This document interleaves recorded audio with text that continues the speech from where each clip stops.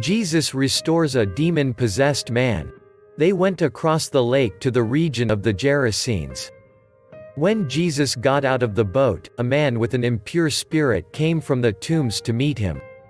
This man lived in the tombs, and no one could bind him anymore, not even with a chain. For he had often been chained hand and foot, but he tore the chains apart and broke the irons on his feet. No one was strong enough to subdue him. Night and day among the tombs and in the hills he would cry out and cut himself with stones. When he saw Jesus from a distance, he ran and fell on his knees in front of him. He shouted at the top of his voice, "What do you want with me, Jesus, Son of the Most High God? In God's name, don't torture me." For Jesus had said to him, "Come out of this man, you impure spirit." Then Jesus asked him, "What is your name?" "My name is Legion," he replied, "for we are many." And he begged Jesus again and again not to send them out of the area. A large herd of pigs was feeding on the nearby hillside. The demons begged Jesus, "Send us among the pigs, allow us to go into them." He gave them permission, and the impure spirits came out and went into the pigs. The herd, about 2,000 in number, rushed down the steep bank into the lake and were drowned. Those tending the pigs ran off and reported this in the town and countryside, and the people went out to see what had happened.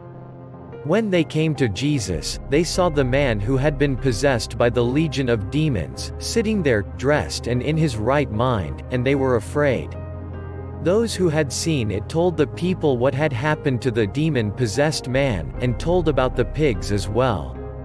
Then the people began to plead with Jesus to leave their region. As Jesus was getting into the boat, the man who had been demon-possessed begged to go with him.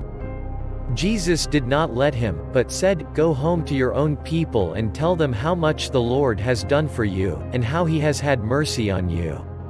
So the man went away and began to tell in the Decapolis how much Jesus had done for him. And all the people were amazed. Jesus raises a dead girl and heals a sick woman. When Jesus had again crossed over by boat to the other side of the lake, a large crowd gathered around him while he was by the lake. Then one of the synagogue leaders, named Jairus, came, and when he saw Jesus, he fell at his feet. He pleaded earnestly with him, "My little daughter is dying. Please come and put your hands on her so that she will be healed and live." So Jesus went with him. A large crowd followed and pressed around him. And a woman was there who had been subject to bleeding for 12 years. She had suffered a great deal under the care of many doctors and had spent all she had, yet instead of getting better she grew worse. When she heard about Jesus, she came up behind him in the crowd and touched his cloak, because she thought, "If I just touch his clothes, I will be healed." Immediately her bleeding stopped and she felt in her body that she was freed from her suffering. At once Jesus realized that power had gone out from him. He turned around in the crowd and asked, "Who touched my clothes?" "You see the people crowding against you," his disciples answered, "and yet you can ask, 'Who touched me?'" But Jesus kept looking around to see who had done it. Then the woman, knowing what had happened to her, came and fell at his feet and, trembling with fear, told him the whole truth. He said to her, "Daughter, your faith has healed you. Go in peace and be freed from your suffering." While Jesus was still speaking, some people came from the house of Jairus, the synagogue leader. "Your daughter is dead," they said. "Why bother the teacher anymore?" Overhearing what they said, Jesus told him, "Don't be afraid, just believe." He did not let anyone follow him except Peter, James and John the brother of James.